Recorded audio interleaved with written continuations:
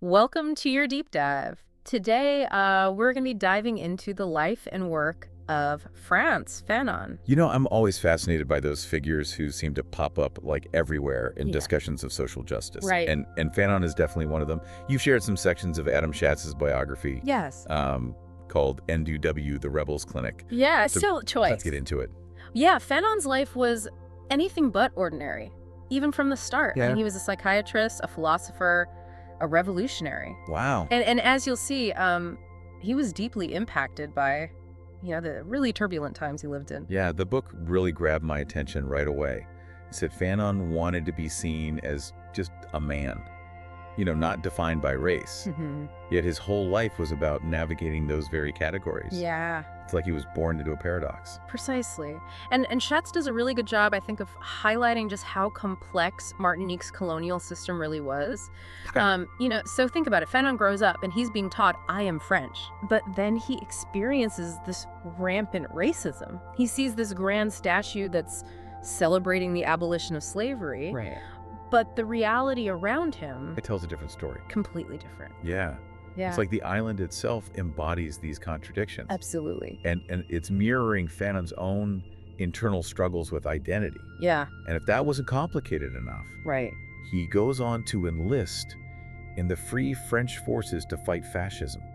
Wow. It's almost like stepping right into the fire, isn't it? Yeah, that's a really pivotal experience for him. Okay.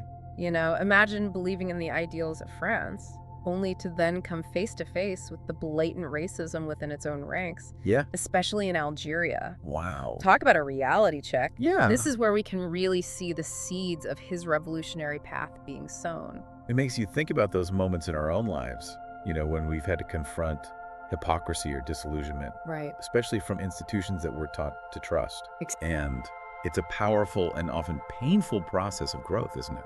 It is. It's in these moments of disillusionment, though, that we often, kind of find our voice, Yeah. find our purpose. Right. And for Fanon, that purpose became inextricably linked to the Algerian struggle. Yeah, bro. So we're seeing how these experiences in Algeria really become a turning point for Fanon. Absolutely. They're pushing him towards this more radical path. Yeah, it's not just about witnessing the brutality of the war, though, Right. right? It's Yeah. about Fanon experiencing firsthand the deep psychological wounds that are inflicted by colonialism. Right. And this is really where his work as a psychiatrist takes on this whole new dimension. Chance talks about how Fanon treated both victims and the perpetrators of violence Right. at the Blighted Joinville Psychiatric Hospital. I mean, Yeah. that must have been so intense, Yeah, trying to heal the minds of people who are caught in this web of oppression. it was intense. And it's in this crucible, right, that his ideas about the psychological effects of colonialism, they really crystallized. He saw how the system itself Yeah. created a breeding ground for violence Right. and trauma, and it impacted both the colonized and the colonizer Right. in just these really profound ways. It's like trying to treat the symptoms without addressing the root cause. Exactly. And speaking of addressing the root cause, Fanon doesn't just observe this, Right. he joins the FLN, Wow. the Algerian resistance movement. Yeah. It's one thing to empathize, Right. but to risk your own life for a cause, Yeah. that's next level commitment. It is. And what's even more interesting is how Fanon uses his position as a doctor strategically to aid the movement. He wasn't just fighting for liberation on the battlefield. Right. He was waging a war for mental liberation as well. That reminds me of something you said earlier about Fanon's concept of social therapy. Yes. He wasn't just trying to treat individuals. Right. He was trying to heal the fabric of society itself. Exactly. That's a great way to put it. And Shatz describes how Fanon actually, implemented this approach at Bleed Joinville. Right. By introducing these activities, Yeah. like basket weaving theater, even a film club, Wow. he understood that healing, it had to happen on this communal level, Right. not just in isolation. That's fascinating. Yeah. It's like he was using these activities to create a space for shared experience, a way for people to connect and rebuild their sense of community. Exactly. Yeah. And, it's interesting because Shatz points out that while this approach was actually quite successful Okay. with European patients, it wasn't as effective with Muslim men. Really? Yeah. And Fanon and his colleague, Jacques Azoulay, they realized that despite, their anti-colonial stance, Right. they still represented France to these patients. Wow. It's just this stark reminder that even with the best intentions, Right. we can't always escape the weight of history Right. and the systems that we're a part of. It's like trying to dismantle a house from the inside while you're still living in it. Yes. It really speaks to the complexities that Fanon was grappling with, even as he was actively fighting for liberation. Absolutely. He was constantly challenging himself and his role within the very system he was trying to dismantle. And this commitment to self-reflection is what makes his work so enduring. Right. He never shied away from uncomfortable truths, even about himself. Yeah. And this brings us to his writing. Okay. Shatz argues that Fanon's work during the Algerian War wasn't just about romanticizing the revolution. Okay. It was about exposing the raw psychological wounds of colonial violence. So he wasn't just advocating for independence, he was trying to make people understand the deep-seated trauma inflicted by colonialism on both sides of the conflict. Yes. He wanted to change the way people thought about the very nature of oppression itself. Absolutely. Yeah. And his own experiences as a psychiatrist in Algeria, they directly informed this mission. Right. He saw how colonialism dehumanized both the colonized and the colonizer. Right. And it created this vicious cycle of violence and psychological damage. And this wasn't just some abstract theory to him. Right. He was living it, breathing it, seeing the devastating effects up close and personal every day. Exactly. Oh, no wonder his writing is so powerful and urgent. Right. He was writing about life and death. Yeah. About the struggle for freedom on this fundamental human level. Exactly. And this urgency, you can hear it in his use of language too. Shatz describes how Fanon would often speak his thoughts aloud. Okay. Almost like he was having a conversation with himself. Right. And someone else, often a woman, would act as his tape recorder. Wow. So he needed that back and forth, Yeah. that dialogue to really refine his thinking. He did. It makes you wonder if he saw writing itself as a form of social therapy, Yeah. a way to engage in dialogue with the reader, to provoke, to challenge, to heal. That's a really interesting insight, and it speaks to the collaborative nature of knowledge production. Fanon wasn't just this solitary genius churning out masterpieces. Okay. He relied on others to help him shape and articulate his ideas. Right. He understood the power of dialogue and exchange. It also challenges this traditional image of the intellectual as this isolated figure working in solitude. Right. Fanon was engaged in the world, in relationships, in conversations. He was. And those interactions, they directly influenced his work. They did. And one of the most important conversations he had was about the role of women in the Algerian Revolution. Okay.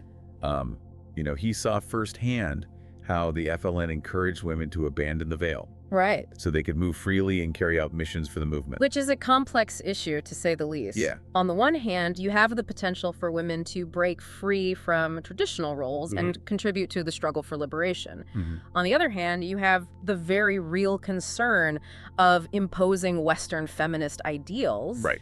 on a culture that might not see it that way. Yeah. It's a tightrope walk, isn't it? Absolutely. And Fanon recognized this complexity. Okay.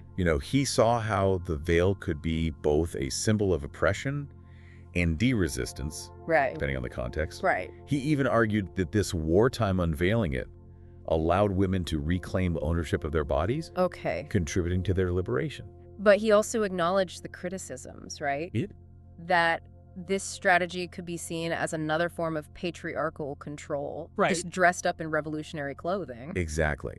And sadly, Shatz points out that Fanon's optimism about this, birth of a new woman after independence, Right. free from both colonial and patriarchal oppression, Right. it didn't fully materialize. It's a sobering reminder that achieving true equality, it's a long and winding road, It is. even after a revolution. Yeah.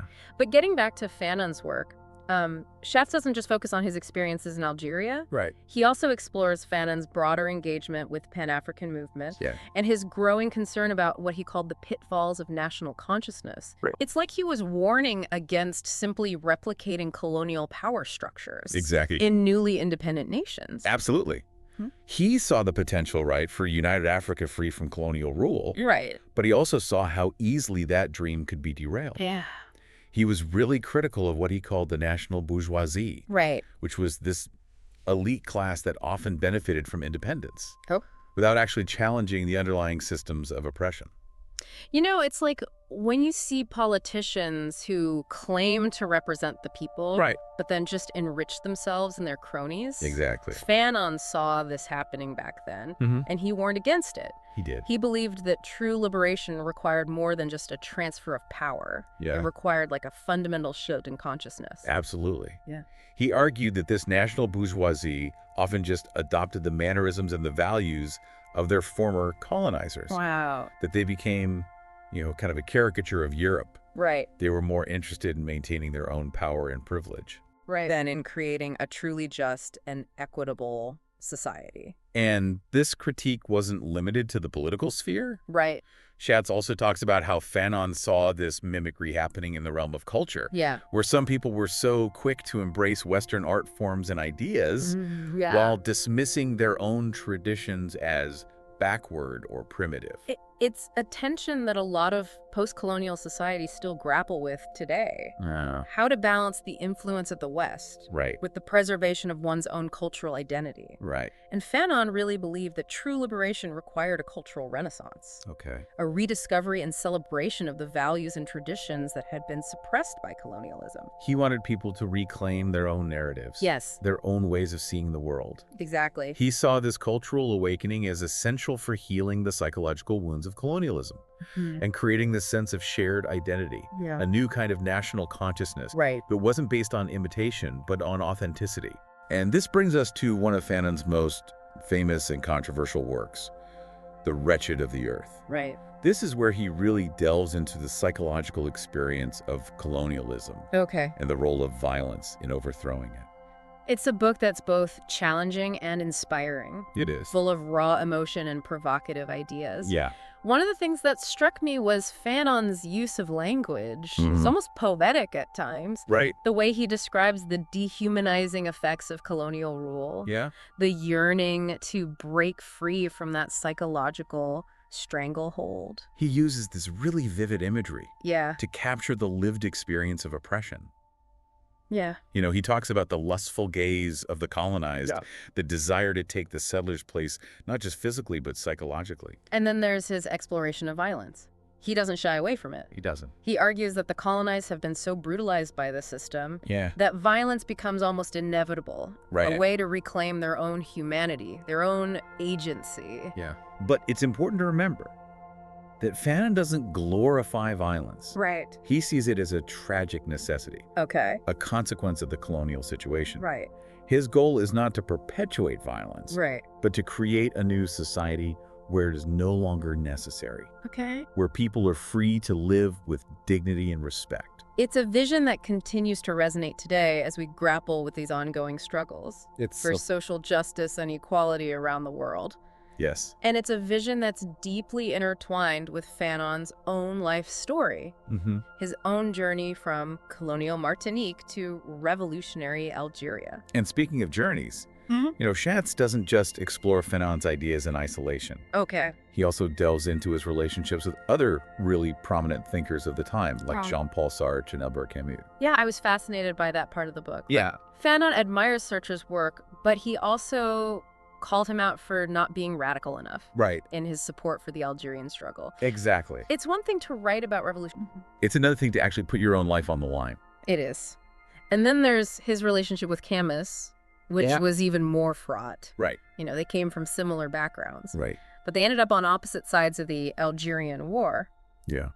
Camus, while critical of French colonialism, couldn't condone the FLN's use of violence. It's almost Shakespearean. Yeah. These two brilliant minds, both deeply connected to Algeria, I know, but ultimately unable to find common ground. Right. Because of their different views on violence and liberation. Exactly. It makes you think about the limits of dialogue. Yeah. The challenges of bridging these ideological divides, even when there's shared history and respect. And it speaks to the passion and conviction that Fanon brought to his work, too. Right. He wasn't afraid to challenge anyone, even his own heroes, if he felt they weren't fully committed to the cause of justice and equality. And he wasn't just challenging people with his words. Right. He was putting his own life on the line. Shatz talks about how Fanon traveled across Africa organizing support for the FLN smuggling arms. Wow. Even narrowly escaping capture by French forces. Right. He wasn't just a theorist, he was a revolutionary who put his beliefs into action. He did. And all of this took a toll on him. Right. In 1960, he was diagnosed with leukemia. Wow. But even as his health was failing, Right. he continued to work tirelessly. Writing, traveling, speaking out against injustice. Right. He died just a year later at the age of 36. It's a tragic end to such a brilliant and impactful life. It is. But even in death, Fanon's legacy has continued to grow. Absolutely. His writings have inspired generations of activists, scholars, and revolutionaries. They have all over the world. Around the world. Yeah. His words still have the power to challenge, provoke, and ignite our imaginations. They do. He reminds us that the struggle for liberation isn't just about, changing laws or systems. Right. It's about changing ourselves. Right. Our ways of seeing the world. Right. Our relationships with each other. Yeah. He challenges us to confront uncomfortable truths about ourselves. He does. About our societies and our own complicity in systems of oppression. That's right.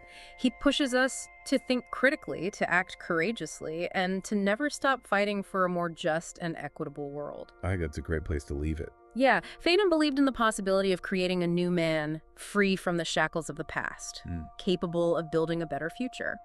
And while that vision may seem utopian, it's a vision worth striving for. It's a vision that requires us to confront our own biases, to challenge our own assumptions. Absolutely. And to embrace the complexities of a world still grappling with the legacies of colonialism, racism, and inequality. I think so too. So as we end our dope dive into the life and work of Frantz Fanon, I want to leave you with this question. Okay. What does it mean to be a new man or a new woman in the 21st century? That's a great question. How can we embody those values of justice, equality, and liberation in our own lives and in our own communities? It's a question worth pondering as we navigate the challenges and opportunities of our time. And it's a question that Fanon's life and work can help us answer.